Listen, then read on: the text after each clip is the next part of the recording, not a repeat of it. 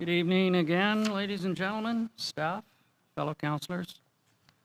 I'd like to call the regular meeting of council to order for Tuesday, June 24th at 5:14 p.m. It's held electronically via council chambers located at 39 South Shore Road in Lake Cowichan. And again, I would like to acknowledge with gratitude that we are gathered this evening on the ancestral unceded territory of the Subasset people with thanks. Introduction of late items. Anything from staff? Councillors? I do have one in-camera edition. I'm sorry, Councillor Austin. I just want to mention July 1st at the end somewhere. Okay. And then under in-camera, under section 91D, security of the property of the municipality, if you can add that, please. And with that, 91D, security of the property of the municipality. Well, you can hear me. Report about FCM. Oh, yes, okay. You asked me to give. And under new business, Councillor Vomaka on FCM report. With that, looking for approval of the agenda as amended. Councillor Sandu moves, seconded by Councillor Frisbee. All in favor? Opposed, if any? That motion carries. Public input. This is the opportunity for the public to have input on any agenda item. It's not a time for questions. That will be at the end of the meeting, but if you have any input, please come up to the podium and go from there. Seeing none. We'll move on. Adoption of the minutes. We have minutes of the regular meeting of council held on May 27th, 2025. Any errors or omissions that anyone saw? Looking for a mover. Moved by Councillor Austin, seconded by Councillor Vomaka. All in favor? Opposed, if any? No business arising from those, staff? Seeing no. Thank you. We have two delegations tonight. So we have Kenzie Knight from Tourism Cowichan. This will be a Tourism Cowichan year in review for 2024-2025. Welcome. Just push the button on the microphone. Perfect. Thank you very much, Mayor and Council and staff, for having me here tonight. My name is Kenzie Knight. I'm the Tourism Development Specialist for Tourism Cowichan, providing tourism marketing and management services to the Cowichan region. So tonight I'm here to provide a bit of an update on the 2024-2025 year in review. So next slide, please. Just a bit of an overview about Tourism Cowichan Society. Leadership is provided to our organization by our board of directors, comprised of different industry representatives from the various sectors of the tourism industry in Cowichan. And then 4VI Group is contracted by Tourism Cowichan Society to deliver the destination marketing and management services as directed by our board of directors. We have a stakeholder model where stakeholders can register at no cost to join in on programs that we do. Currently, we represent about over 400 tourism operators in the Cowichan region. And then our funding sources for Tourism Cowichan primarily come from Destination British Columbia Cooperative Marketing Funds, the MRDT 2% hotel tax, and local government contributions from the regional district. Next slide, please. Just a quick snapshot of some of our strategic objectives from our 5-year plan. So the first being to increase revenue from visitation, to manage growth both seasonally, but also geographically throughout the region and ensure that benefits are shared amongst communities, to increase stakeholder collaboration and export readiness, and then to support sustainable tourism initiatives and activities. Next slide. I wanted to provide a bit of an update on how the MRDT revenues performed in 2024 in comparison to the year prior. So for the general MRDT revenues, which come from the traditional hotel tax, we saw a 4% increase in 2024 from the prior year. These funds are directed to Tourism Cowichan to support marketing and destination development work. The OAP revenues are the online accommodation platform revenues, so more so the Airbnb and VRBO rentals. That saw an increase of 44% from the year prior. These funds are not directed to Tourism Cowichan, but go to the CBRD and the Cowichan Housing Association to support affordable housing projects and homelessness prevention. Next slide. So just going to jump into some highlights from the marketing side of the work we do. This is an overview of our fall campaign that ran from September to December last year. It was called Your Official Invitation to Visit Cowichan. We targeted BC and Alberta markets. This concept really allowed us to address visitors as if it was a personal invitation.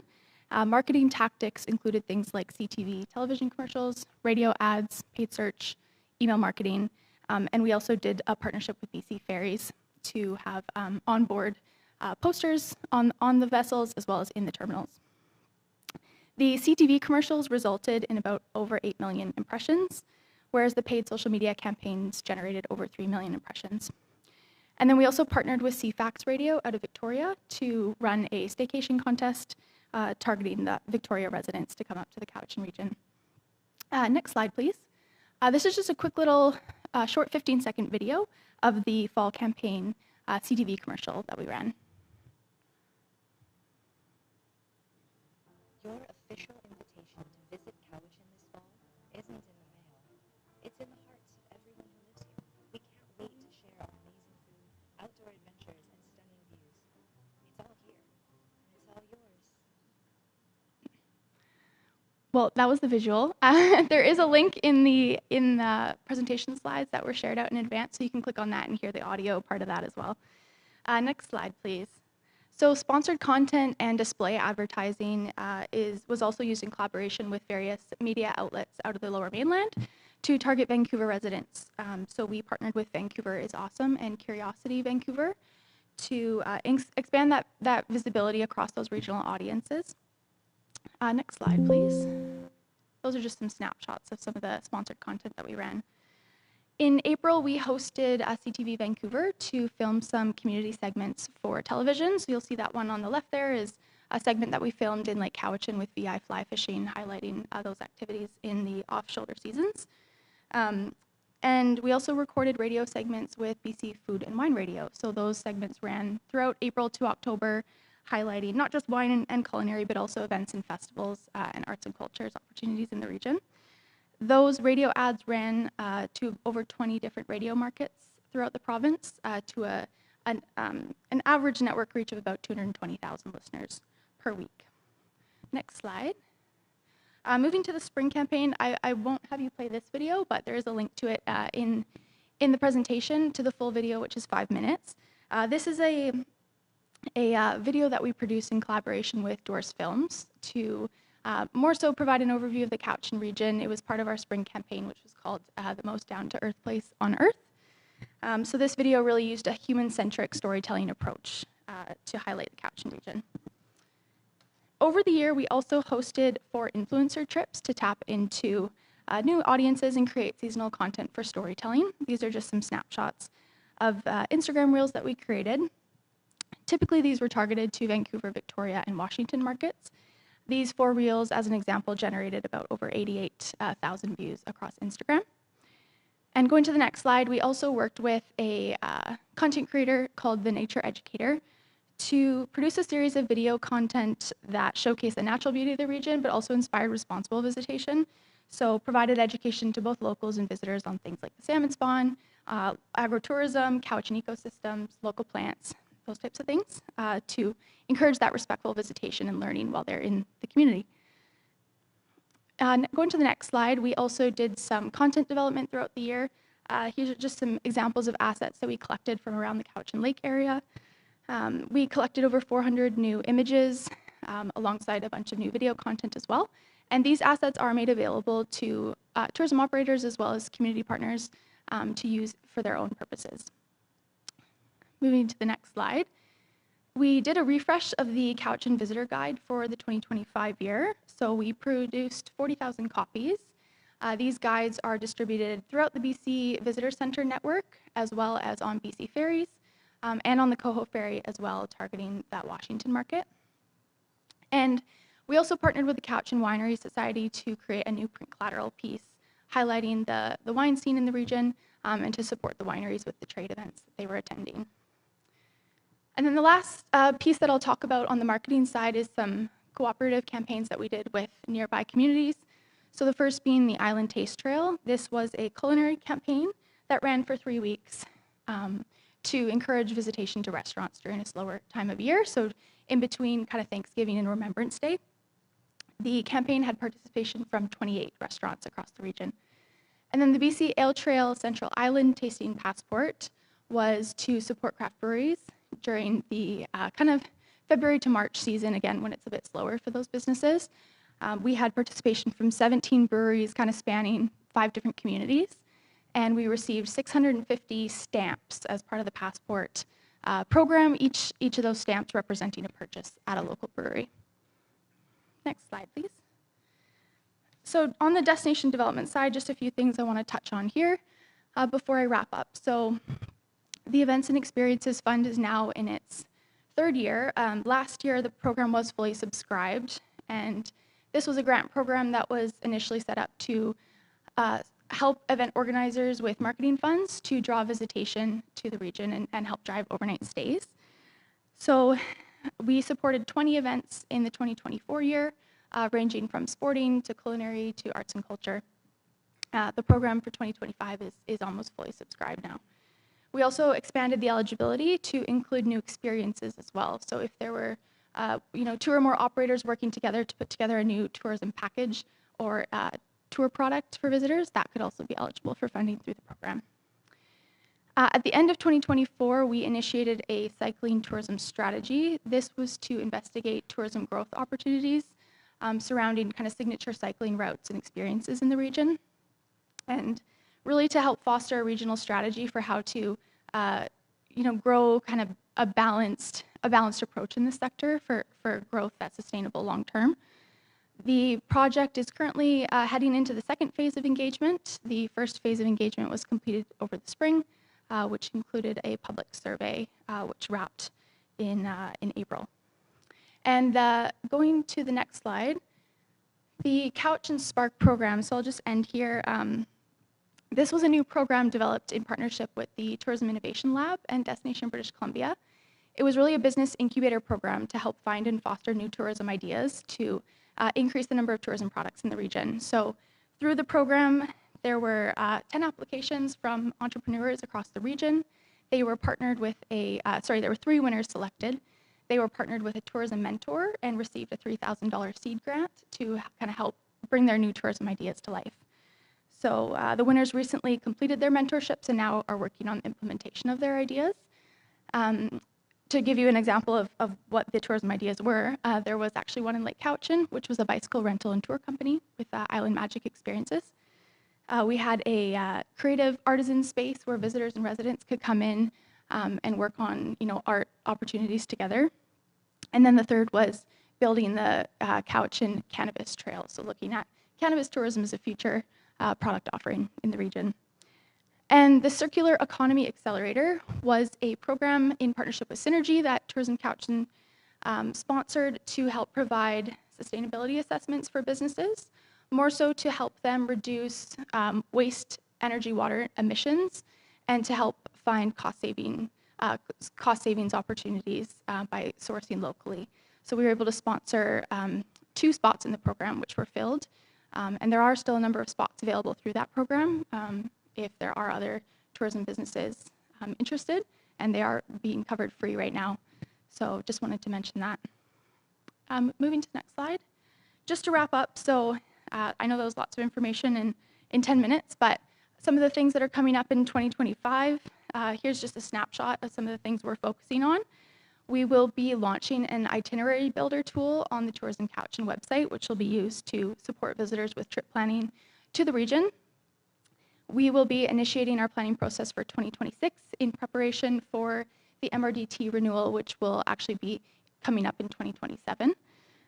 We're interested in also looking at potentially an increase to a 3% tax for the MRDT, as we're currently collecting at a 2% tax rate. And then we have access to new tourism data through AirDNA and Data Appeal, so we're looking forward to applying that to our marketing programs.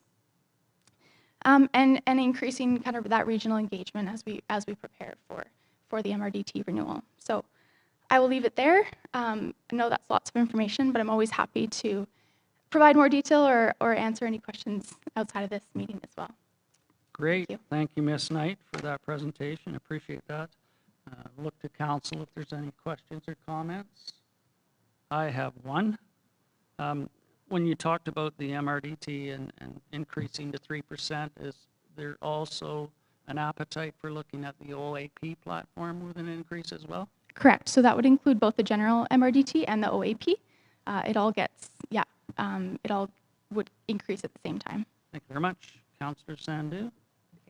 I'm just curious, did we sign up for the Spirit Loop? I can provide an update on that. So yes, Spirit Loop was a campaign that was started a few years ago through the City of Langford and Malahat Nation were the initial project partners on that. They eventually brought on the Souk Tourism Association and Port Renfrew as well, but as we know, Cowichan has been a bit of a gap through that program. I think it was just in its infancy stage, and now it's kind of growing out more. Tourism Cowichan has signed on to be a partner with the Spirit Loop, so we co-submitted an application with those program partners through the DBC Cooperative Marketing Partnerships Program. We were successful in receiving funding through that program. So we're kind of in the midst of right now of planning, and we'll be doing some content development to add Cowichan communities to the Spirit Loop. In this first year, we'll be focusing on the Cowichan Lake area and Duncan as kind of the two communities that we want to onboard to the program. But Tourism Cowichan is covering the cost to onboard those communities, so there's no cost to the town of Lake Cowichan for that. In future years, we can always talk about different partnership opportunities, but we're going to be covering the first 2 years of that participation. Councillor Austin? Yes, I just had a question. Did our local First Nations sign on to that as well? So yeah, First Nations is definitely a focus of the Spirit Loop. We want to highlight Indigenous-led tourism experiences in the region. So there's no cost for First Nations to be a part of that program either. We have extended the invitation for Subasit to participate, and they are interested. So we'll be working closely with them to have their tourism experiences on there. Yeah. Councillor Frisbee? I don't know why you're laughing. No, I've just seen a lot more local businesses pop up on your feed and seeing a lot more benefits from Tourism Cowichan. Because for years we've always said that we're paying into something and we're not getting it back. But I'd just like to commend you guys for the work that you're doing, because I think the message to businesses, if you need help, you can reach out, and that's the first step, and then all these resources are available to you. So it's great the work that we're seeing in the community now from your group. Thank you. I echo that, and I'm looking forward to the Spirit Loop and what might be shown in the Cowichan Lake area, along with Subasit, CATSA Adventures, etc. So look Yeah. forward to that. And with that, thank you very much for your presentation. Perfect. Thank you so much for your time.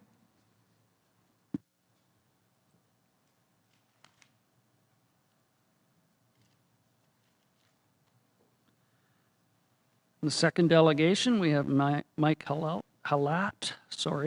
regarding 63 Cowichan Lake Road. Welcome, sir.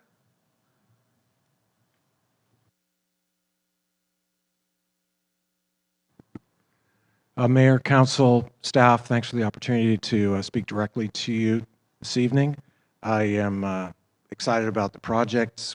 I am stuck, however, and I need help from council. I've been working with staff to try and navigate through the transition from the old guard, the old system where Joe would call, Mike, what's going on? I'd work it out with James. He'd call Dennis, and we were good. That progressed until last summer when I made a deal with those guys that I would move the trees in exchange for them keeping me in good standing, agreeing that I was in good standing with respect to the DP and the building permit, and was under that assumption. And James was asking for a revised landscaping plan because the cedar trees had been moved. And so what are you going to put in place? So I worked that out, sent the drawings over in January, and learned that they'd retired. And so went in to see Bridget, and she's done an admirable job of looking through the files, getting her head around what the history was of the project. And so I carried on with the equipment ordering, all of this stuff, with the basic understanding, misplaced, albeit at this point, that I was still in good standing.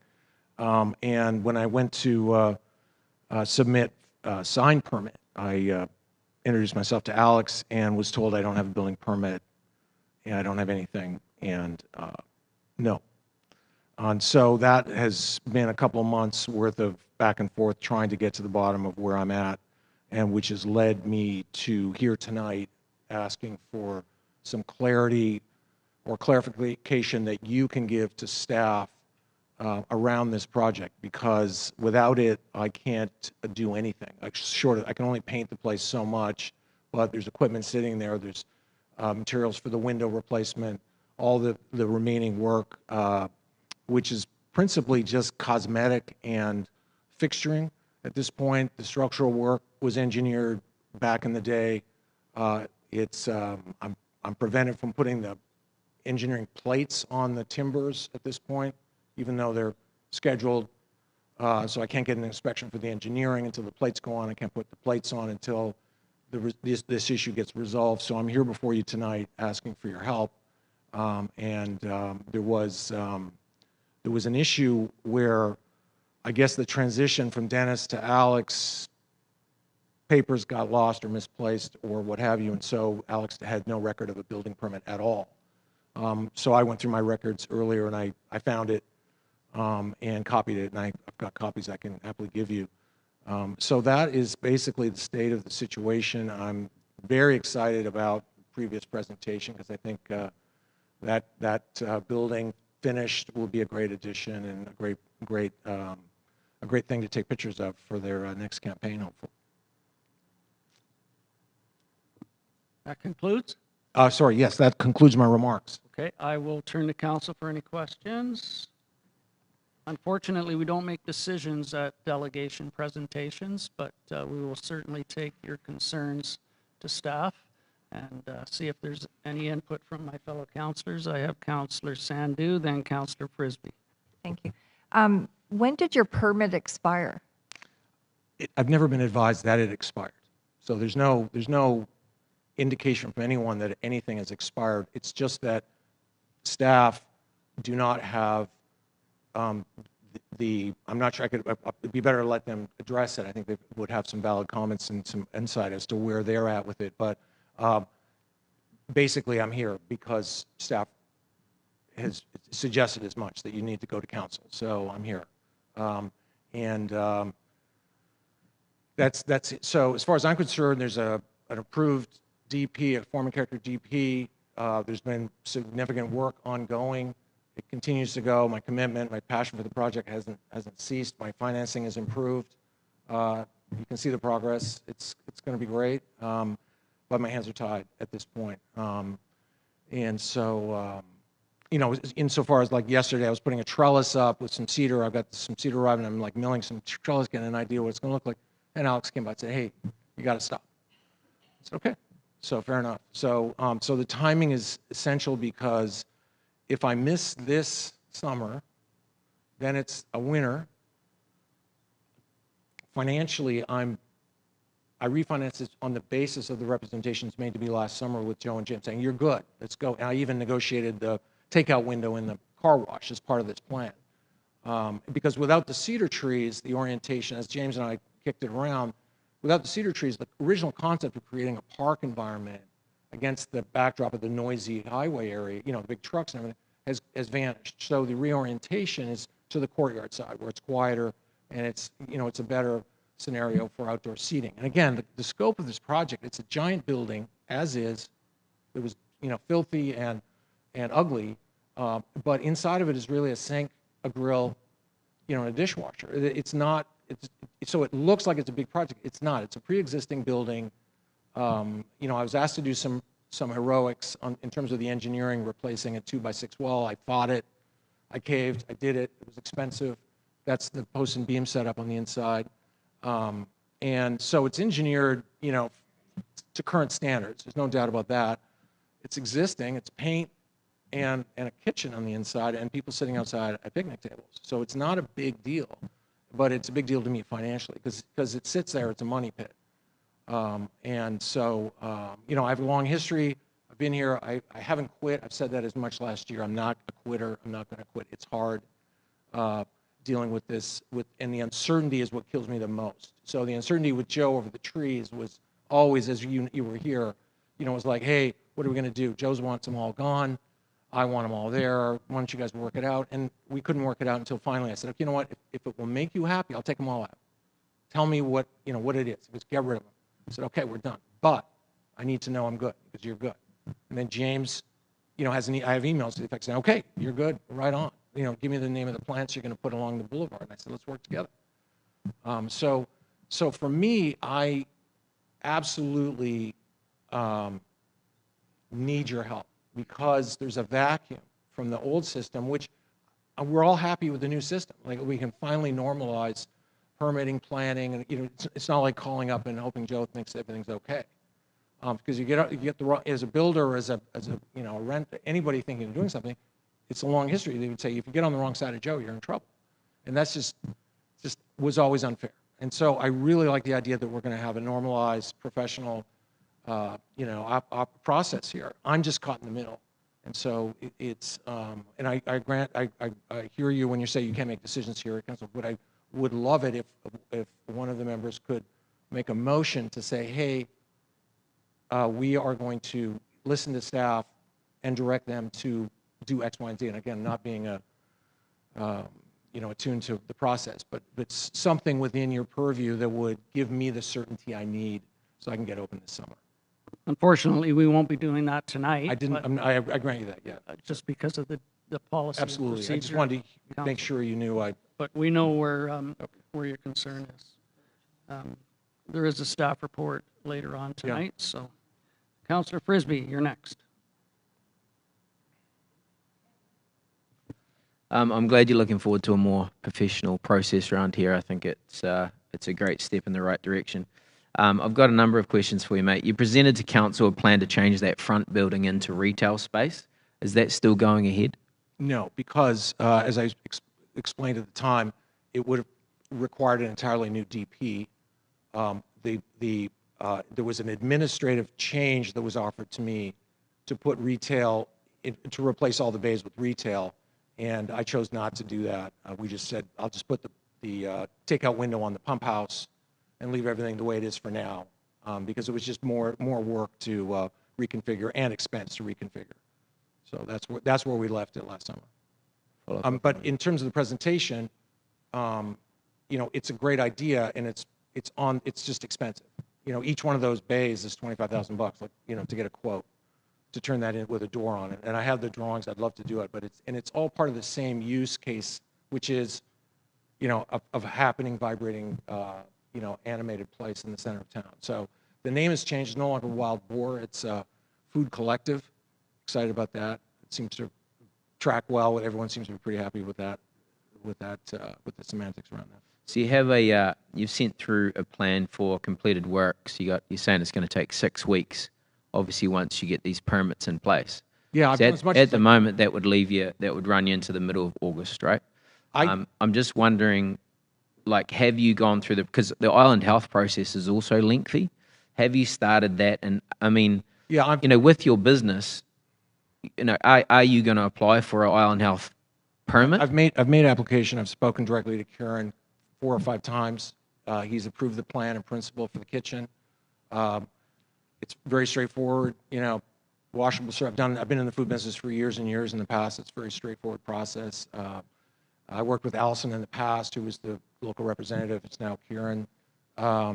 He's very astute and supportive. I'm not going to get a beer license, this summer, but that's sort of a next year thing. But yeah, it's definitely doable. In terms of the 6 weeks, that was patterned after, that was 4 weeks ago. So, in terms of what's required to get open, the minimum viable, it's really on the inside. It's the polyester or the epoxy flooring, plugging in. All the equipment has arrived. The engineering plates are in a box. I'm doing most of the work myself, but I've got a few people helping me because, as we all know, there's a serious shortage of anybody who can do anything. So the cosmetics, I think it's apparent the progress. Really, the focus is on the backside, and I'm working, again, to answer your question specifically, I'm working with Kieran. I don't see August, I see July. And follow up if I I may. really do, yeah. And again, I'm an optimist. So, you go to any builder about any project, how long is it going to be? It's going to be 2 weeks, it could be 2 years. But no, I'm pushing hard. Financially, I need this to happen more than ever. And so I'm highly incentivized to move heaven and earth. And again, it's such a great property. I don't need to, create the Taj Mahal to make that work. It's really the scope of the original building permit, which was engineering that north wall, which was sort of dilapidated, and then go from there. And it's outdoor seating, indoor kitchen, pendant lights on the inside, string lights on the outside. It's what people want anyway. It's very, bohemian zen. And we see you getting motivated around April, May, and June every year, the last 3 years we've been here. And then come July 1st, work seems to wrap up. Is there any threat of that happening again? No, I'll just explain. But my personal life, so I have a co-parent, a amazing kid who lives in Bend, Oregon. So during the winter, 2 weeks on, 2 weeks off. That's it. So I'm constantly the itinerant dad. In the summer, I'm here all summer. So what I try and do is move the ball 2 weeks at a time. But because everything is, not always within the 2 weeks that I'm here, you can miss stuff. So I can't phone it in, I can't Zoom it in, so I've got to be here. So typically, the long history, there's more to this story that is personal, health related. I'm not going to share with you, but you have to look at the arc of what did I set out to do. I took a building that had been for sale forever that no one wanted to touch because it's a brownfield. And when you take over the company, in order to have control of that property, you assume the risk of everything that's in the ground all the way back to day one, joint and severally. Petrocan may have put it in there, but they're going to come looking for the easiest target. That's me. So nobody will buy this building, period, except me. So I did. Now maybe I'm a moron. I tried. I felt like it was worth the risk. In the intervening years, when financially it became evident this was a disaster, I tried to sell it. Every single person looked at it and went, no way. No way are we going to take this on. There's no way anybody is going to buy that place. So it's going to sit there. If I fail, I'm the only guy who's dumb enough, and passionate enough, I guess, about, funky garages and Lake Cowichan that, so, and I can't just phone it in and call a contractor. One guy went to look at it, Scott from the hardware store went and looked at it. His contractor said, oh my God, it's $500,000 to clean that place up. The prices of things, right? A 2x4 is $20. So you have to be very, very skilled in the building side of things. Now, on the food side of things, you also need to know how to fix a dishwasher. So that there's so many aspects to running a food place out of there. Food is hard. Food in a building is hard, but if it's done, the puzzle pieces come together, it's going to be a gem. It's going to be unbelievable. And people come up to me every day and go, this is amazing. Younger people are coming here, are desperate for healthy food, and they always say the same thing. This is going to be my spot, and I'm super excited about that. And just to follow up on that, sorry for the long-winded. I'm glad you raised. Obviously health issues are not great, but what one of the concerns is from us and from the public in WCB is that when you are doing this work, you're not protecting your workers or the public. Like at the moment, like during the winter, there was an elderly gentleman that walked through there and injured himself. It's just there's no clear barriers of where your work starts and where your property starts and where the community can walk. Like, why is it that you ignore these hazards? And the hazard specifically, tell me? I guess there's a lot of people that we don't know what's town property, what's your property, and there's a lot of construction going on right there.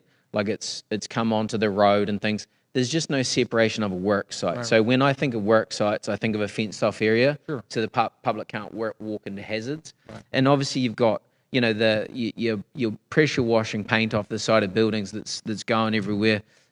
You've also got dust, concrete sanding as well that you got a complaint about. Like, why is it that safety measures can't be taken? They can. If someone had said to me that it would help to put a wire fence up, which is the typical standard fence along, there's a problem with the setback, so you end up with a fence right on the roadway. So there's that. There are these pathways where people cut through to the liquor store. So I graded a pathway for everyone who was cutting over the on that north side, adjacent to the house right there. So I put a, and most people go that way. That was sort of the idea of directing people from cutting wherever they cut through the construction. Because if you see construction, the more construction, the less likely I thought that people would be willing to, oh, I'll go that way. So that was sort of how I approached it. I never took the step of a giant fence thing, but you know, it's just no one had, and it's never been brought up to me. No one's ever said to me, Joe has never said to me, hey, you need to. It's not so much a town thing; it's a WCB thing. You know, I've never heard from WCB Right. about the fence. And then just following up on that, see, installed the new TPO roof on the main building. It obviously was installed improperly and blew off. Has it been installed properly now, or is there still some a hazard around that? There's no hazard around it. It won't blow off again. That's all I've got. Thanks. Finished? Okay, I have a question through to staff. Now, this property resides in a DPA, Development Permit Area, and with the permit that was provided, what is the timing of expiry of that permit?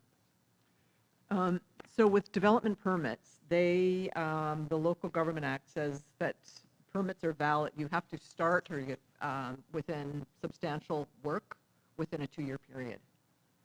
2-year period? Within. So I mean, the work can be ongoing, which, you know, based on my staff report, that seems to have been the case, that it's been ongoing. So yeah, and that is different than a building permit. Yes. A building permit is valid for a 2-year period, and so. And then you have to reapply for a building For a permit? building permit, yeah. There is no reapplication in a DPA for the permit? If it were deemed to have expired, one could Okay, reapply. great. Thanks for that clarification. Anyone else? Councillor Vomaka? So if you're working on the back for the little coffee takeout, and you said then that's as far as you could go right now, what is going to be done to secure that open back building? Well, per the original DP, there's fences designed and the cedars sitting there for the fences, and all the access and egress as designed and approved will be consistent with what I designed with James's input way back when. So I'm following through on all of that. There isn't anything I'm not doing. Yeah. So I hope, I apologize if I mischaracterized my intent. My intent is to execute on all of it, but, you know, not build the Taj Mahal. You know, like it really, when you look closely at what I'm actually doing, it really never was a very big project. It's just a lot of concrete block. But there really isn't a whole lot to it. Especially when you take the bays of the car wash and the 2 bays to the left out of the equation, they're just storage. You know, you're really dealing with 1 bay, the corner, you know, and the courtyard, and a takeout window. I mean, there's not a lot to it. When you boil off all the real estate and just, you know, it looks great. It's a roll-up garage doors, but they're not being used for anything. And aesthetically, you know, you can see what they're starting to look like.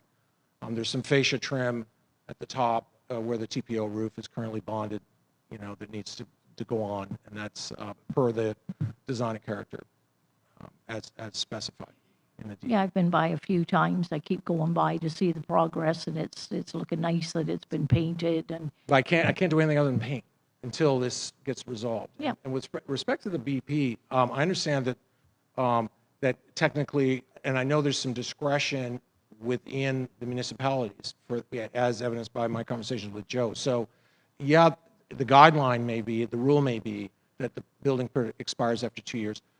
I don't know if you guys are statute barred from renewing it, as James and Joe told me they were going to do administratively. I don't know that. I'm happy to reapply, pay the extra fee. I know the fee that was on the one that expired, I think it was $2,800 or something. I'm happy to repay that. What I heard from Alex was that because the plan checker who's qualified is in Courtney, it's 8 weeks.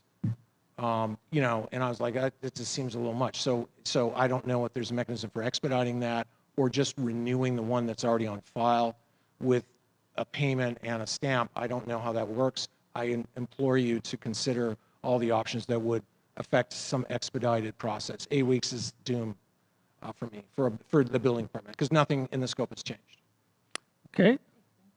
Finally, Councillor Frisbee. So what you're trying to renew is actually the development permit, which was issued on August 25th, 2020. So we're coming up to 5 years. Is that right? Correct. Thank you. May I just interject on that, germane to what you just brought up, Councilman Frisbee? The way it's zoned, there was an ice cream place and two rental places in there when I took control of the property, and so it was zoned. I went to Joe and I said, "What's the zoning? You can do these things, including but not limited to a restaurant." Oh, I'm good. So there was no requirement for a DP at all. What happened was, because I went so far beyond what the gas station used to look like, it was, hey, this is a huge change of look.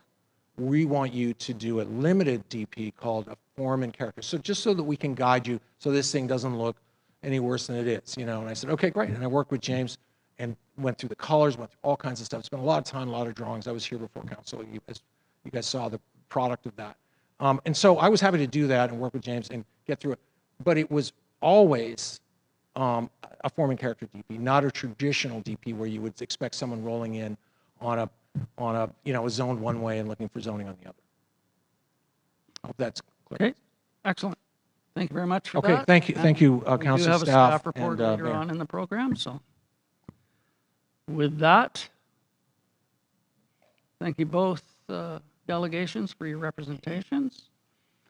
We have correspondence. We have an action item from the Cowichan Lake and River Stewardship Society regarding a grant and aid. Did you wish to speak to that, Councillor Sandu? Or Councillor Austin, sorry? Well, I had something first. Because I go to those meetings, I think I'm in conflict for voting on this, so I will leave while you can decide. I guess. That's how I feel, because we go to those meetings, so we shouldn't be voting on the, whatever. Your call. My call. We'll let Councillor Austin, who has declared a conflict as she attends some of these meetings, to leave the room, and then we will proceed with the discussion. Well, I'll just declare I'm not in conflict. The Chamber of Commerce, along with the Cowichan River Stewardship and the Town of Lake Cowichan, is formulating a town cleanup on September 14th. And what we're doing is just basically the south of the bridge and then the north side duck pond and whatnot. So what they're looking for is a grant and aid we want to try to make this a family event. So they want to do like some foods, some prizes, whatnot, and thanking the volunteers that show up on that day. So what she was looking for was about $500, and it's up to the table to decide. Okay. Anyone? Councillor Frisbee. How much is left in our grant and aid? We'll fund? turn over to our financial. $900. 9? For me, I'd like to motion that we give a grant and aid of $500 to the Cowichan Lake and River Stewardship Society, if I can say it. Do you have a seconder? Seconded by Councillor Sandu. And can I just say one more thing? Absolutely. And the other thing too is that we're coinciding with the river cleanup that day with the Tube Shack. So we're making it like a real one-day community event, a good cleanup in the river and on the streets. So this is, to me, volunteers coming forward and wanting our town to shine. So I just think this is a great opportunity. Thank you. And who is the other partner in this program? The Chamber of Commerce. Chamber of Commerce and the Cowichan Lake River Stewardship Society. Okay. Anything else? Councillor Frisbee. Can I just make it crystal clear that the Tube Shack is not receiving any help from either of these organisations on our river cleanup? Not 1 cent. We're not asking for any help. It is 2 separate events. We're just holding it on the same day. Correct. I'm going to hear about It's this. a collaborative cleanup. CC. Councillor Vomaka. So my only concern is that if we do this year for $500, that we're setting precedent that this group will come back every year for that amount. And if that's the case, that would be the decision of the body residing here at the time, whether or not to move forward with that application. But I note your concern. Final time. I'll call the question. All in favor? Opposed, if any? Note that Councillor Bamaka is opposed. I voted in favor. That motion carries. We will wait for Councillor Austin to return, and then we will get back to the agenda.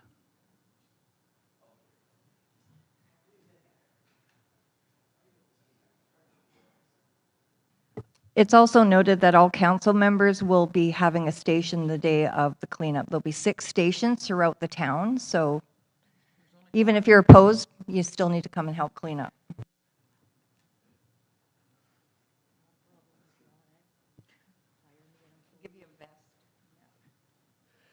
And a blue bin. Thank you for that. We'll be moving forward. Under correspondence action items, we have a liquor and cannabis regulation branch, extension of hours of liquor service for Cow Cafe at 51 North Shore Road. Anything from staff on this one?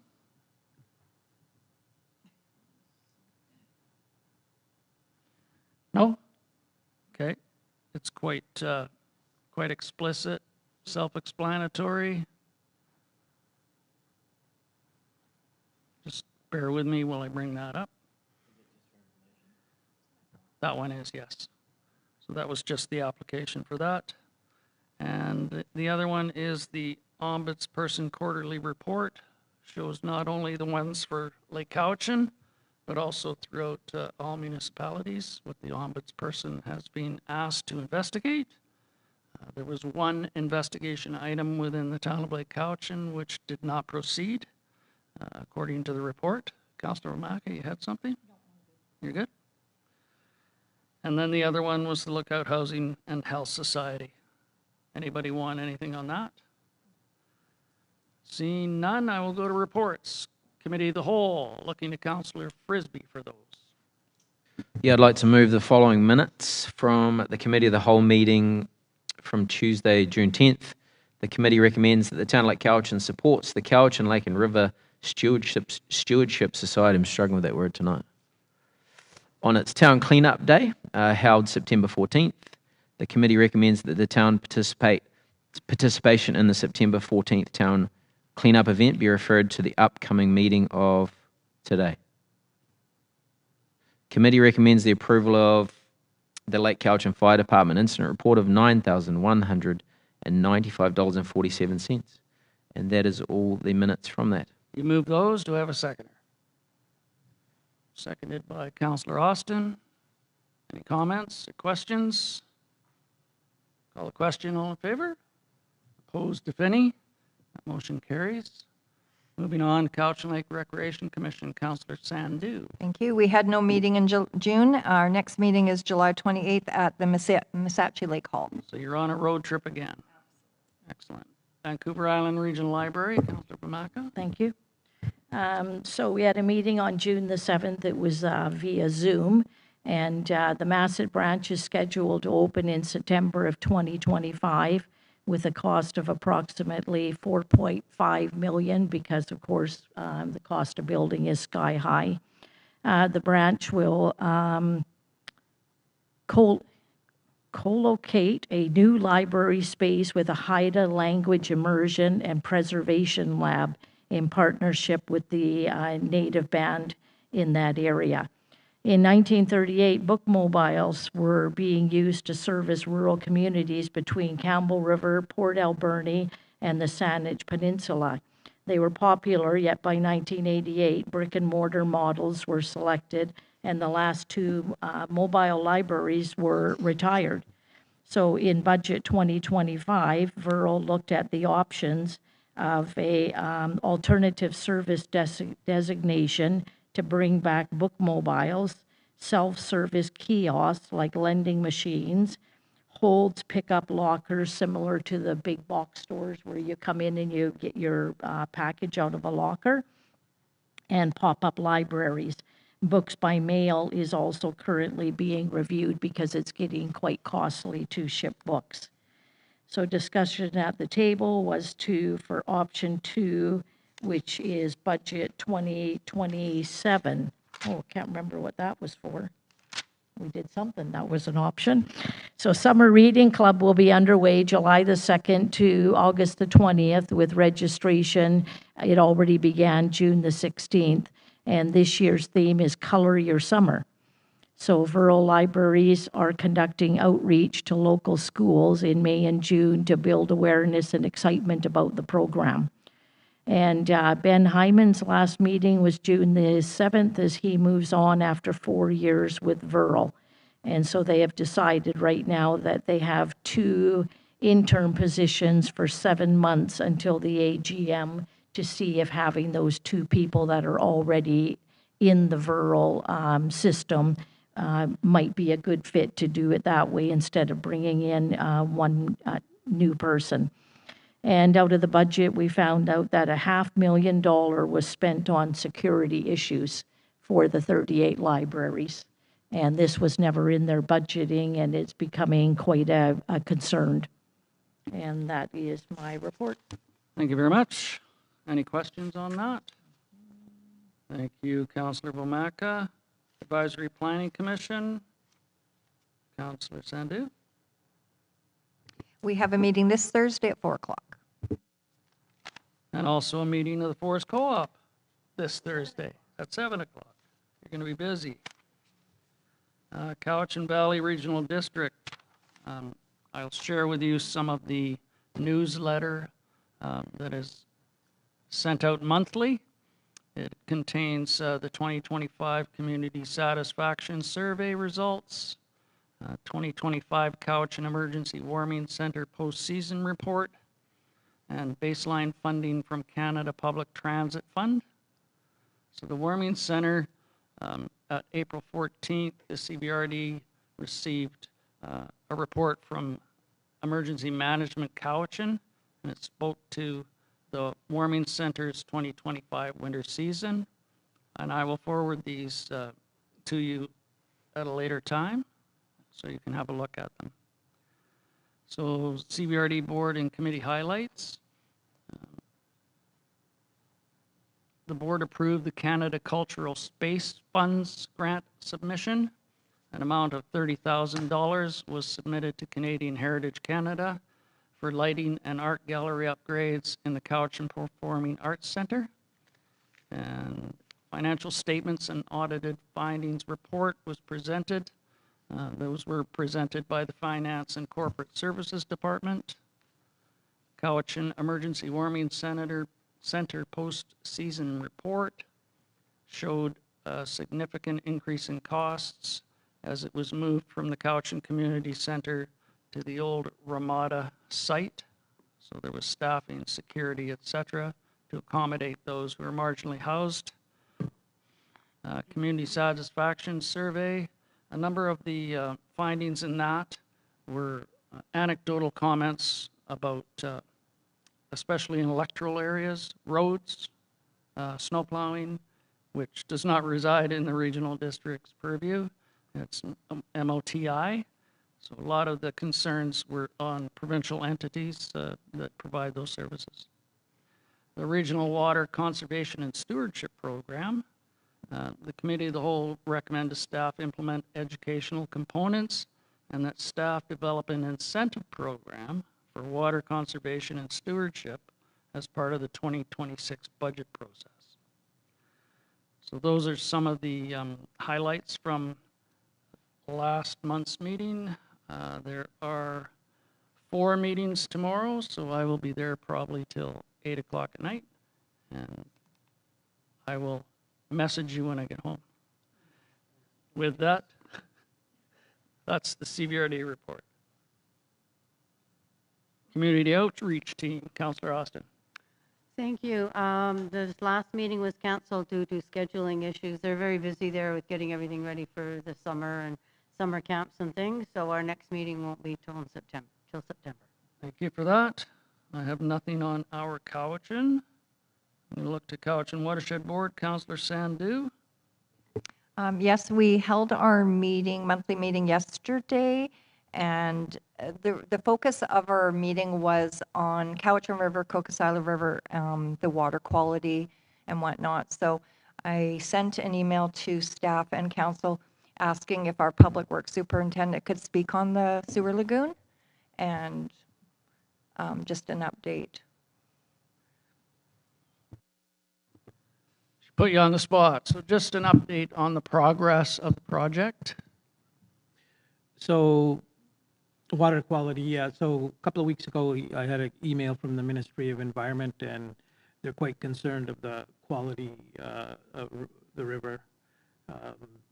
Due to we're probably 3 weeks ahead of time, so we're right down to 7 cubic meter per second released at the dams. So it's a river's in critical shape. So they came to us, and there was a number of things they talked about, and as far as even shutting our lagoon completely down, and that we can't release any effluent. So we further negotiated, Mr. Smith and I. We've been in quite a few different meetings with different ministries, and they've changed it 3 or 4 times. Now we've come to an agreement. We can release some, but the issues are going to be, they put a lot of onus on us where we have to monitor the river. We're only allowed to do, the phosphorus is a big deal, so we're only allowed to inject a certain amount of phosphorus into the river, and that's 32. I don't have the exact stuff with me. 32 kilograms per month at 7 point, if we have the 7 cubic meters a second of flow. If it goes below that, then they're going to take us down to 19. And we're still negotiating on all this stuff, but if we have, and the other option is if they shut us down, we will have to pump and haul to another facility. And we're trying to find a facility to take it to. They just said that's up to you to figure out what you're going to do with it. So that's where we sit right now. We've got more negotiations, and there's facts and figures. The figures I can't reveal in the open meeting. If you guys want to know about the costs of this stuff, we can go into a closed meeting and I can discuss figures with you guys. Thank you for that. I think we're at the same level as we were in 2023. The only thing that's different is the flows are at 7.02 and not 4.5. Yeah. So Now, the only, if know- because we have no snowpack left, and the lake conditions go down and the river conditions go down, Catalyst could apply to reduce it more.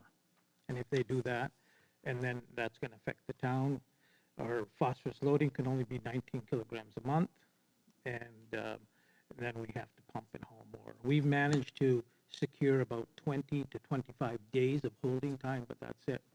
And this amendment, if they put it in, it'll be until September 15th. So we got 2.5 months. and I think it could have more significant ramifications if that does come into effect, whether it means a building moratorium or something that may have to be implemented. And I'm not trying to scare anyone, but if we have nowhere to send our effluent until that upgrade is finished, then we're in trouble. So we're hoping for January, and it's not here. No, it didn't happen. The snow is gone, the lake is at 58%, and we're still continuing at 7.02 cubic meters per second. But should that go down any further, we will be in serious trouble. Councillor Frisbee. Yeah, just clarification to dumb it down for me. So if we have, at the moment, we're at 7 cubic meters per second, and you're allowed to discharge 30, whatever it was, of phosphate. So at the moment, if the river does maintain at 7 cubic meters per second, are we going to run into this issue of running out of storage? Yes. We will. We could. We could. We could, yeah. If the weather, if it's too hot, and so what we're going to have to monitor is the pH at Scotts Falls, and it's real-time data. So they put that on the town. We have to, 24 hours a day, we have to monitor it. Depending what happens there, we have to either turn our lagoon off, turn it on, only release so much. I got the engineers working on what that loading is going to, how much effluent we can release to stay under that 32 kilograms a month. And at the point where you do have to shut it off, then you've got 25 days of storage? Right. Or is it at the reduced flow at the moment? Like the flow that you're putting in the river at the moment, is that what you need to, or that's a lesser amount and we are having to hold some as well? Yeah, so we're bringing it in right now about 800 cubic meters a day. And depending on what the pH ends up, the hotter it gets out, the pH is going to go up. So that means we'll have to start releasing less, and that would be, we can hold about 20 to 25 days after that, and maybe even in between that, we have to load and haul somewhere. Councillor Ramaka. So when you're talking holding, is that in that third cell? 2 and 3. Two We other- drop them equally, so it would be both cells that we're holding in. Okay. Okay, thanks for that great news. You're Appreciate it. Okay, that finalizes. Looking at the Otaki 20, do you have anything there, Councillor Frisbee? Yep, I do. Great news about the group getting awarded the money from the 100 Lakers Woman Who Cares. Sorry if I messed up that. What is it called? That's what I said, wasn't it? 100 Laker Woman. What did I say? My apologies. Must just be your accent. It's great. Yeah, that's right. Great news about that. And then, we're just in the last couple of weeks of preparation, and homestays were sent out today. So all heading in the right direction. Perfect. Have you got your speeches written? Excellent. Turning to staff, any update on the town gift to Otaki? No, but I'll give Aaron a call. Okay, thank you very much. Where are we? We're looking at staff reports. Ms. Gill, Director of Finance, on the 2024 Statement of Financial Information. Ms. Gill, please. Yes, the Financial Information Act requires that the town submit to the Ministry of Community, Sport and Cultural Development by June 30th each year one copy of the audited financial statements, the Statement of Financial Information Approval, management's responsibility for financial reporting, and a schedule of debts, guarantee and indemnity agreements, remuneration and expenses, severance agreements, suppliers of goods and services, and the financial information reporting checklist. All of these documents are attached and are here for council approval. Okay, any input from council on the Statement of Financial Information? I'm looking for a recommendation to approve those. Moved by Councillor Frisbee, seconded by Councillor Sandu. Any further discussion? So acceptance is moved and seconded. All in favor? Opposed, if any? That motion carries. Thank you. Next, we'll move to Ms. Reynolds, the contract planner for application for a development variance permit, DVB 2024-02, and development permit, DP 2024-04, 14 Beaver Road, legally described as Lot 5, Section 5, Renfrew District, Plan VIP 9979, PID 005-474-906. There's your introduction. Thank you. So actually, we're really just reviewing the development variance permit application at this point in time.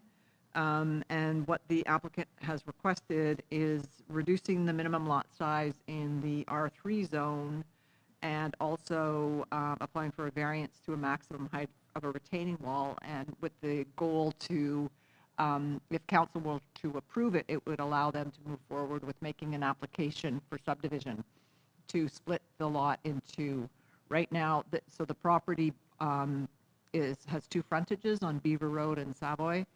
And so this would allow them then to potentially create a smaller lot on Savoy of a minimum of 400 square meters. And so they've provided, in support of their application, they provided a geotechnical assessment for the retaining wall, and also, considering the various elevations and what might be needed. So if council were to approve it and they applied for a subdivision, then the applicant would have to do further geotechnical analysis in terms of the actual design of the wall and go through the subdivision approving process. The property, because of the steepness of the property, it is in a development permit area for hazard, both for steep slope and interface fire. And as part of the subdivision application, those matters would be addressed in greater detail. So, yeah, we did, notification is required by the procedures bylaw, and we didn't receive any comments from surrounding neighbors. Thank you very much. There is a recommendation there. I can read it if you wish. Contract planner recommends approving said DVP to vary zoning bylaw sections 4.3.8A, increasing the maximum height of the retaining wall from 2 meters to 5.5 meters, and 5.1.6A, reducing the minimum lot size for a single-family dwelling from 600 square meters to a minimum of 400 square meters to facilitate a one-lot subdivision at 14 Beaver Road on the legal described as Section 5, or Lot 5, Section 5, Renfrew District Plan 9979 PID 005-474-906. Would someone like to move that? Excuse me, am I allowed to make a comment on this? Absolutely, your staff, are you not? So Talking to the mic, please. So the house is on Beaver right now, and they want to subdivide on Savoy. I just want to make a comment. We just paved Savoy today, so we'll be digging it up if this thing goes through. They want water and sewer services, we'll be going through brand new asphalt. A lot of municipalities put on them that 5 years after new asphalt, you can't dig across it, so I'm just making the point where Okay, we'll be digging up brand new asphalt. that can be accommodated in the application to fix that said impact, should that occur. So noted, Guys, thank I'm you. just making the comment, we just paved it today, so Perfect, we'll be digging across it if this thing's approved. appreciate that. Councillor Frisbee. Just following up on that, so what's your recommendation? This shouldn't be done because it's going to be a lot of work to repair that. The recommendation, I'm just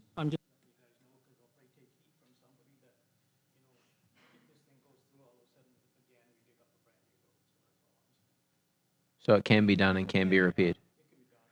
And just on top of that, so that could be a requirement on the when they do apply for the subdivision, that they cover those costs? Ms. Reynolds? That would be, yeah, through the chair, yes, that would be required. As with any subdivision, I mean, if they're going in, they're having to install services, they're responsible for the cost associated with that. But I think what I'm hearing from my colleague is the potential, or it's the idea to limit sort of development based upon sort of infrastructure works. And I would suggest that that would require a bit more discussion, I think, because there's the separation between, if this were just a subdivision application, that would be addressed, would be reviewed and potentially approved by the approving officer without anything coming before council. And so with a suggestion of limiting development relative to sort of infrastructure works, I think that would require a bylaw or an amendment to the subdivision bylaw that would clearly make some limit in that regard. And I think you make a good point. If it was a subdivision, it would be raw land and would be accommodated that way. This is a single lot subdivision moving into two. So again, it's a development permit that comes to council, which I feel is inappropriate. I think they should be residing within the professionals who deal with this daily.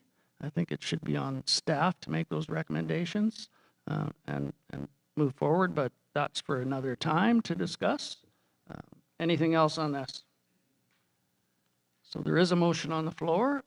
I'm going to test the House. I'm going to call the question. All in favor? Opposed, if any? That motion carries. Thank you. Next, Ms. Reynolds again on 63 Cowichan Lake Road. Thank you. So this is following up on the earlier delegation by Mr. Hallett on, and really what the report is trying to do is provide some background. So as I was, with relation to the development permit, this does not deal with the building permit. So as I was acquainting myself with the file, I sort of built this chronology. So really just took that and put it in here, as well as adding an email that was sent by the applicant regarding the work that he has done since the issuance of the development permit in 2020.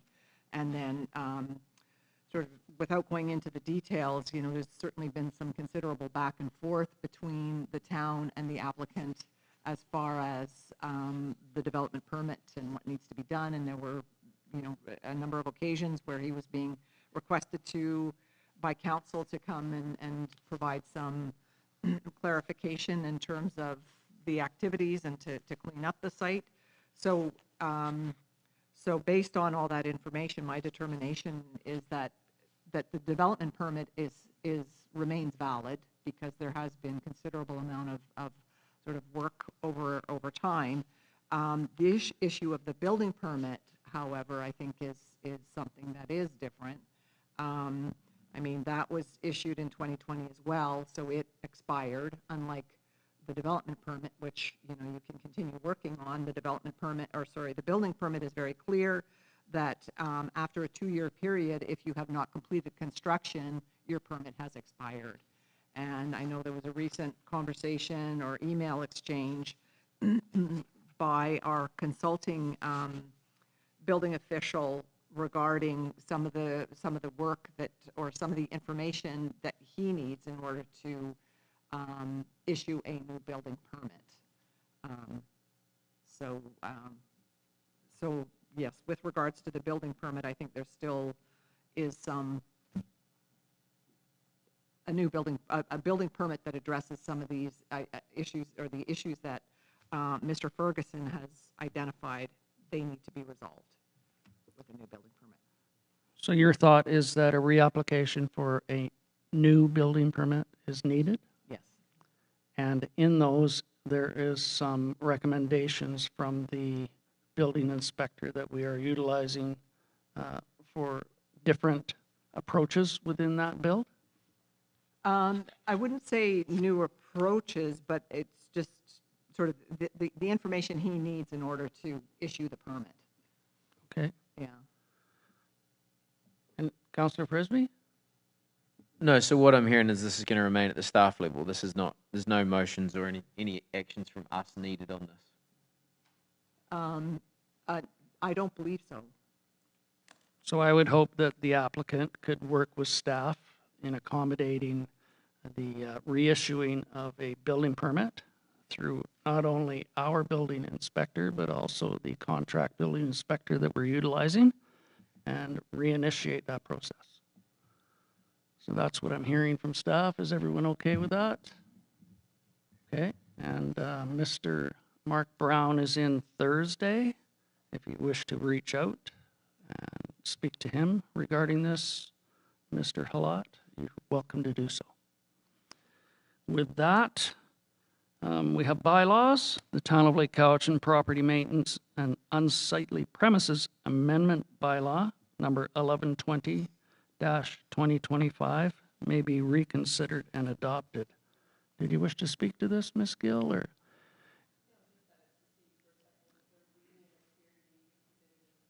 So it is here for your final consideration and adoption, if interested. Do I have a mover? Moved by Councillor Sandhu, seconded by Councillor Bomaka. Any comments? Councillor Austin? I'm for this bylaw. I think it's very important, but I do think the town has to make sure that they're taking care of their properties as well in order to enforce it. We can't tell someone else to clean up their property if we're not cleaning up our own. Thank you very much for that. I'll call the question. All in favor? Opposed, if any? That motion carries. Under new business, I have Councillor Bomaka with her report on her FCM attendance. Councillor Vamaka. Thank you. Yeah, I was wondering if you were doing that first. Public Oh, Works. on the amended, yes. I'm sorry. I'm going to let her go first. Yeah, I'm going to let her go first. Because I've already announced it. Okay, You know, arm wrestle? I am the chair. Go ahead, Councillor Vamaka. So the highlights from Ottawa FCM, the mayor could not attend, and Councillor Austin unfortunately couldn't go either. So some of the highlights were the open ceremony. The mayor of Ottawa, he made a good opening statement. He said, federal and provincial governments are much like our parents. Municipal governments were the children of those governments. He said allowances are doled out for chores that we do, and the list gets longer without any increases. So he says the archaic structure has to change, which we know that. O Canada was sang by Mary Nawigenbo in 3 official languages. So she sang in English, French, and in her First Nations native tongue.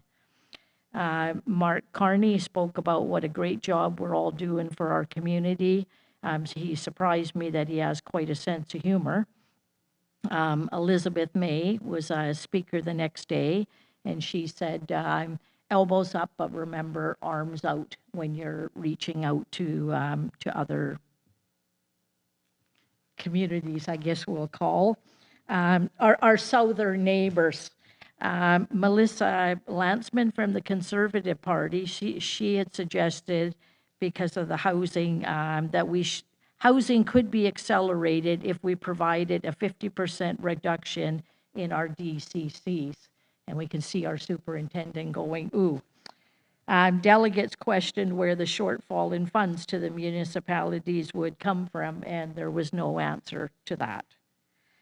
So we had a report from Rural Communities Canada that we need to preserve our farmland, as there is a 3.5% less farmland since the last census, so they're concerned about that.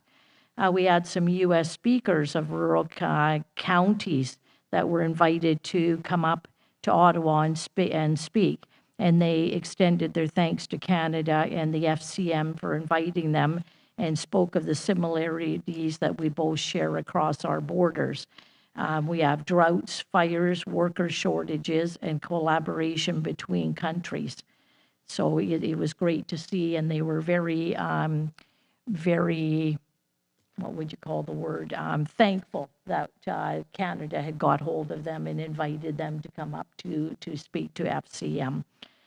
I went to a session on empowering women in government, and so there was a speaker from Ghana, Zambia, Trish Madeo from UBCM, and Kathy Jeffries from Collingwood.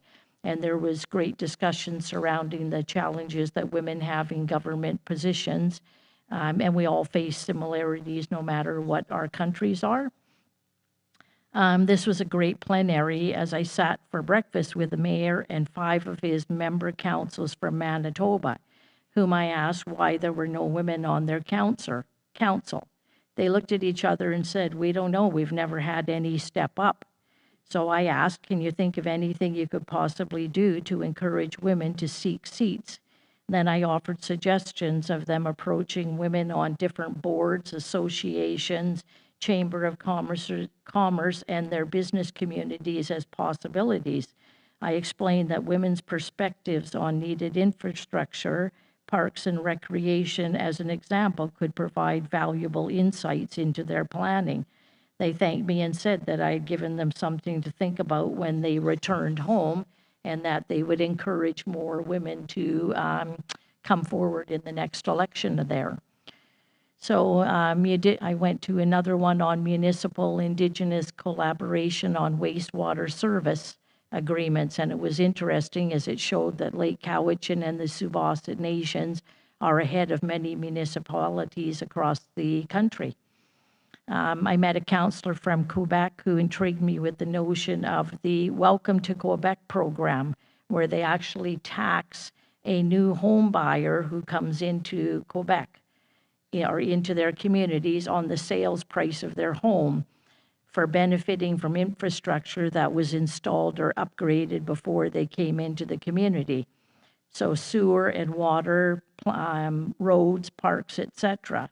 Another counselor from the island also found this interesting, so we might see it come forward to AVICC or UBCM. So it's interesting what Quebec is doing that I know it's different from the rest of Canada, but their whole thought was even if it was 1% when you come into Quebec and the price of your house, that money would go into that municipality to help with the infrastructure. It was interesting. Another interesting fact was 60% of the attendees were all from BC and Alberta. One counselor from Alberta was a former resident of Yubo, which I found interesting. And one of the interior area directors that I spoke to was a neighbor of George Cuff. I thought Councillor Austin would find that interesting. So those in attendance from our local municipalities was Ian Morrison, Michelle Staples, Tom Duncan, and Carol Newington. Mike Caljow. Okay. Tech Manhas, Becky Hogg, and Bruce Finley. Mayor of Victoria, Marianne Alto, was there, and she was also in on the Women in Government. The weather was unusually cold and rainy with thunderstorms, which dampened many outdoor tours as delegates canceled and chose to attend sessions instead. So thank you for allowing me to go. Thank you for going on our behalf. I'm glad you brought something back. Hopefully not the 1% resident reinitiation tax. I think that would be something that would be fought. As for women on council, look at this table. I think we're well represented. And if you look in the past on the wall from council makeup, we have had considerable representation from women councilors and women mayors for that matter. So I think we're well ahead in the representation. This is 60% of our council is female. So with that, thank you very much. And now I'll let you talk, Mr. Sandhu, on the Public Works building, please. Thank you. So this is a project, Public Works, a new office for Public Works. We've been working at this for a couple of years.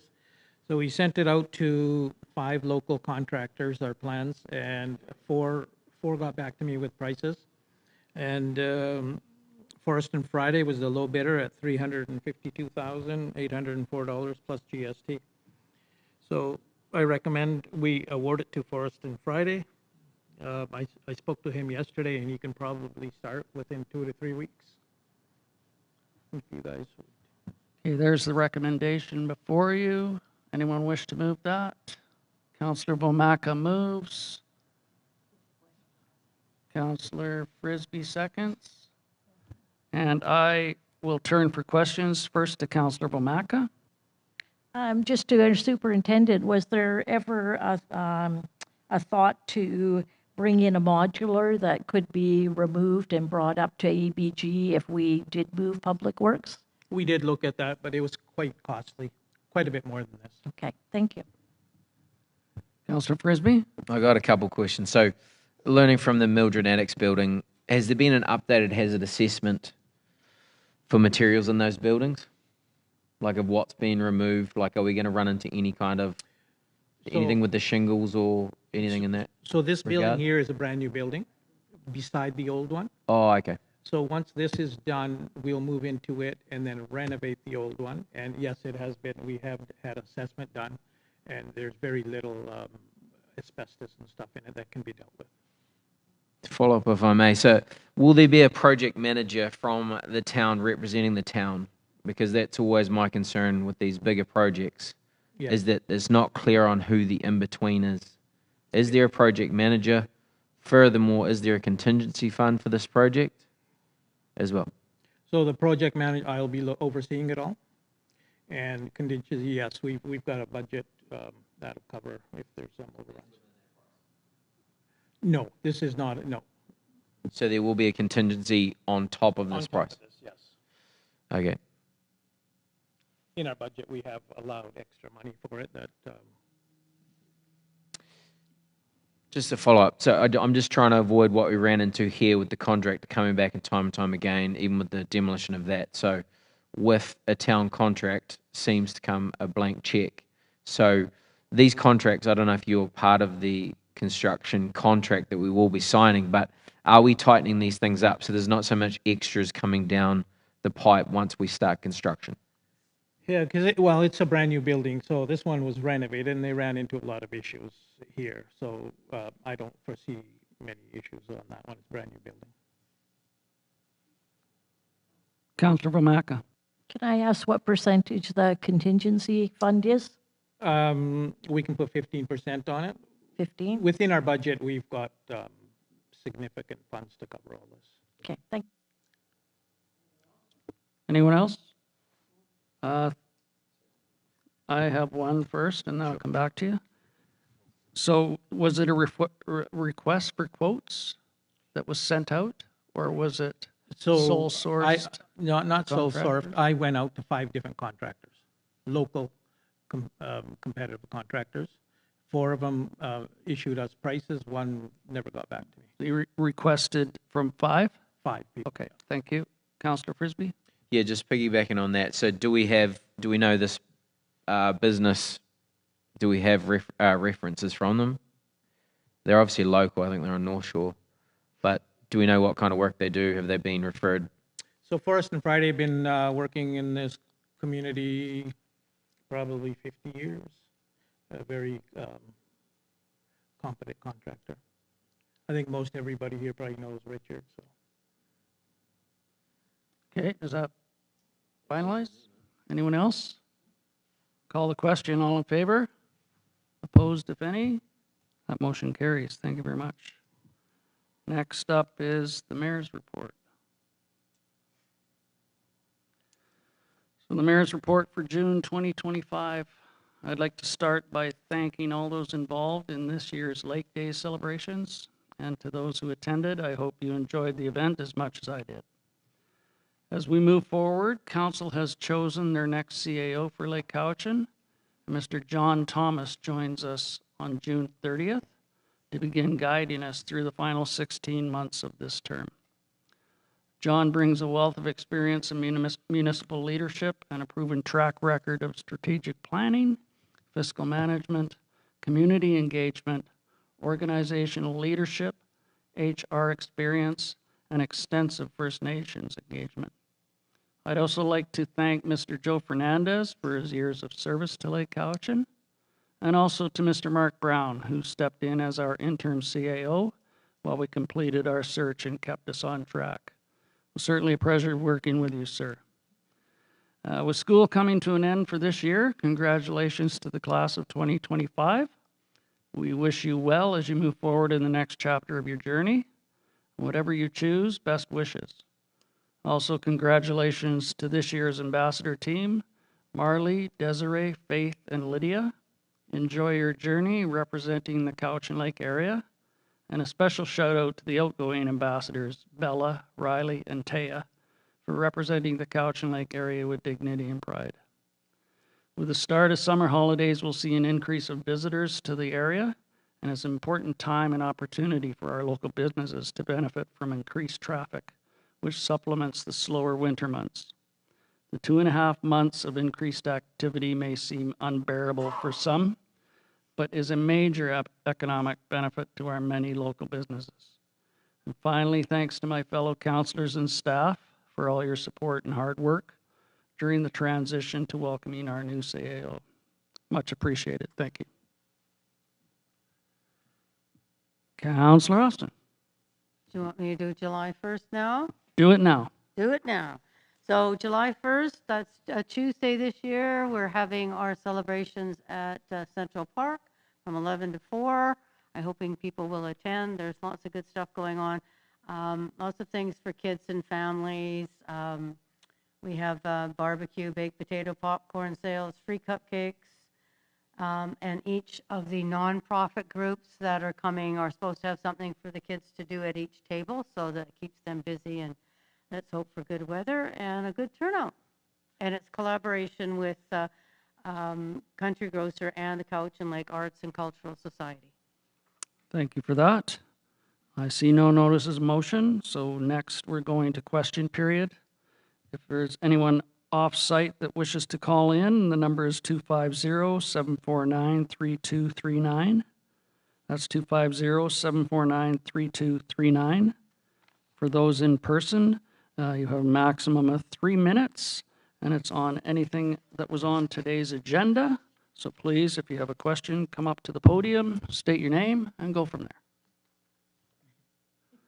Seeing none, Oh, come on. move into camera. I will read those for you if you wish, Mr. Brown, being on site here. So the reason to go on camera under Section 92 of the Community Charter requires that before a meeting or part of a meeting is closed to the public, the council must state by resolution that the meeting is to be closed, and the basis to which the meeting is to be closed falls under the following section of the Community Charter. Section 91C, Personnel. Section 91F, Law Enforcement. Section 91G, Litigation or Potential Litigation Affecting the Municipality. And Section 91D, the Security of the Property of the Municipality. Can I have a motion to go on camera? Moved by Councillor Bomaka, seconded by Councillor Austin. All in favor? Those opposed? That motion carries. We'll have a short recess and then we'll reconvene.